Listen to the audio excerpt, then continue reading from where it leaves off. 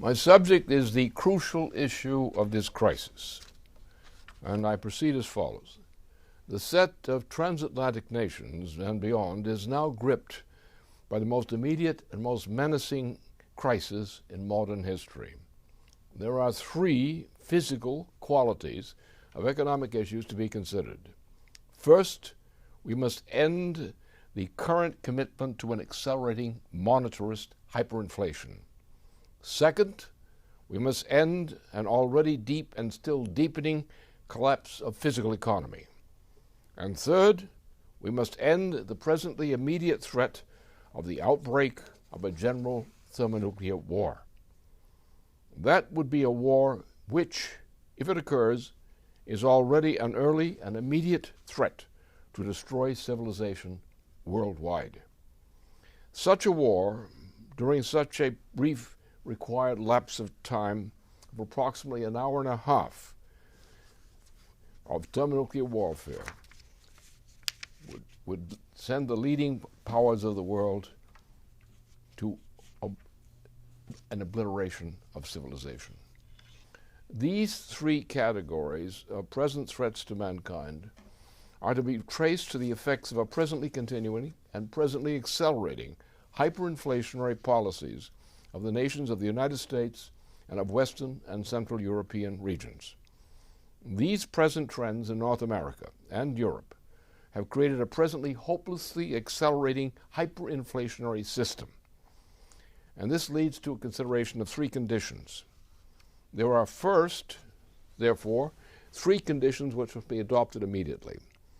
If the danger of an early outbreak of a thermonuclear phase of the present acceleration of a march to war is to be prevented, and if true economic recovery is to be launched instead, the first of the three essential preconditions for recovery is that the relevant combined leading nations of both the United States and the leading parts of Eurasia must immediately enact the Glass-Steagall Law, which is to be modeled on the successful economic recovery action launched originally by United States President Franklin Roosevelt during the 1930s.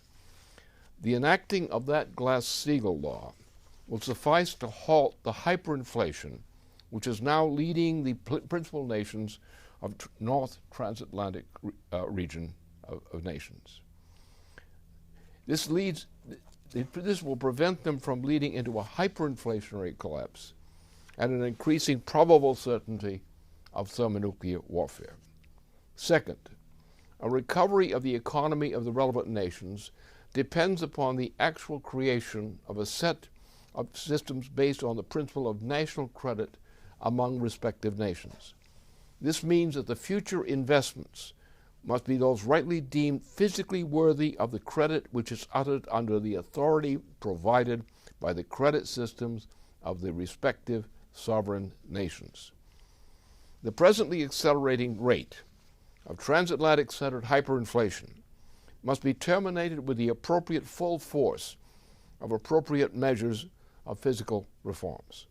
Under such a reform, the composition of national funding of sovereign national economies would be composed of a combination of existing and supplementary modes of credit extension of the physical economic advances for and by the respective nation states as such. Think this through as follows. There exists presently a widespread practice which locates wealth mistakenly in money as such, or in terms of similarly fictitious assets, rather than the physically effective credit systems of the economy. Whereas any actual recovery will demand that presently hyperinflationary practices among nations must be superseded by national systems of national physical credit from both within and among those cooperating nations. Third, it must be recognized that it is the increase of physical wealth which must be made practicable by the prospective nations' extension of systems of public credit.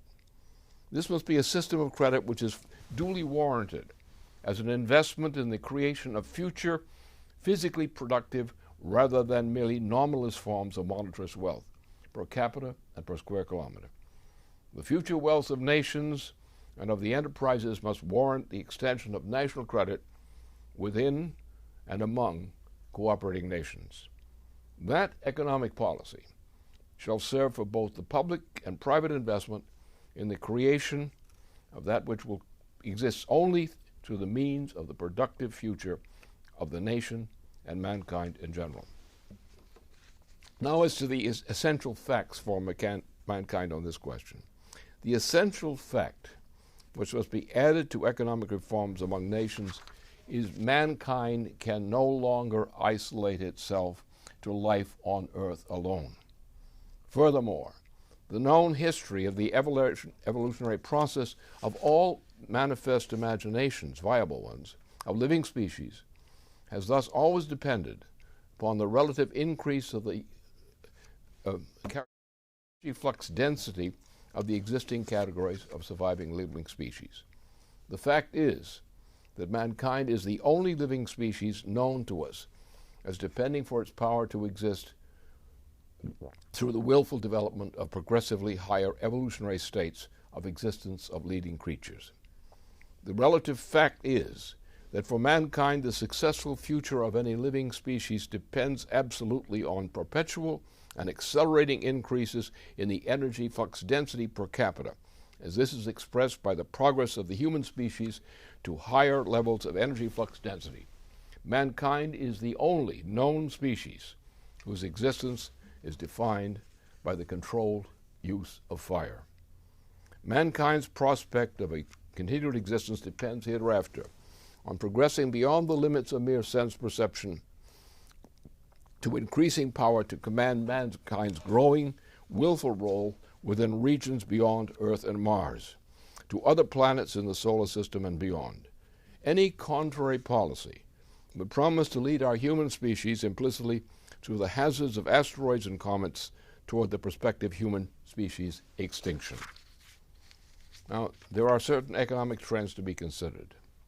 In the meantime, during the period since the launching of the worse than useless U.S. war in Indochina, a war which was launched by means of the assassination of U.S. President John F. Kennedy, even despite the progress which had been embodied in President John F. Kennedy's launching of the famous space program of the USA. Since that war in Indochina, the general trend in the United States and the economies of Western and Central Europe alike, in particular, has been the increasingly downward movement in net effects measured per capita over the course of the subsequent decades. The loss of physical economic potential by formerly leading nations has been accelerating in terms of loss of actively productive skills, as measured in crucial terms of what is known as energy flux density over the entire span since the assassination of President John F. Kennedy. That has produced the effect of a greater rate of net decline of physical productivity in nations per capita than in useful additions to productive employment made by a total labor force.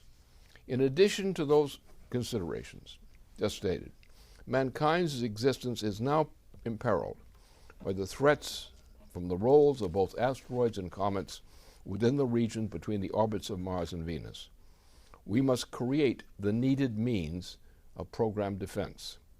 Russia's scientists have properly referenced the need for intention of a strategic defense of Earth, the SDE policy, on this account. These just indicated challenges typify the necessity for those kinds of specific physical economic reforms on which the avoidance of thermonuclear warfare and that of more general kinds of threats of economic catastrophe for mankind must be included, because they are to be considered as matters of primary means for both the defense and the improvement of the conditions on which the continued existence of human life now depends. In particular, it is now urgent that the United States, among others, return to an expanded version of a space program, not only for reasons associated with improved space program defense as such, but with an improved space program including defense as such, but with the urgency of an early great leap forward in technology in physical space generally. Progress is not an option. The continued survival of the human species demands it, now more than ever. In conclusion, our policy must be as follows. Science is no longer to be limited to operations within the bounds of sense perception.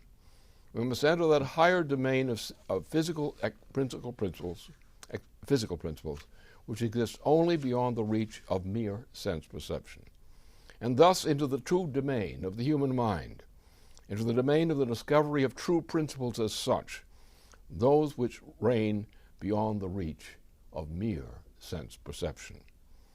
We must now enter, as Bernhard Riemann had emphasized in the closing sentence of his habilitation dissertation, into the inclusive quality of the domain of mind as proposed by the collaboration on that specific subject of an all-inclusive physical conception of mind, which had been implied in the pioneering collaboration between Max Planck and Wolfgang Köhler.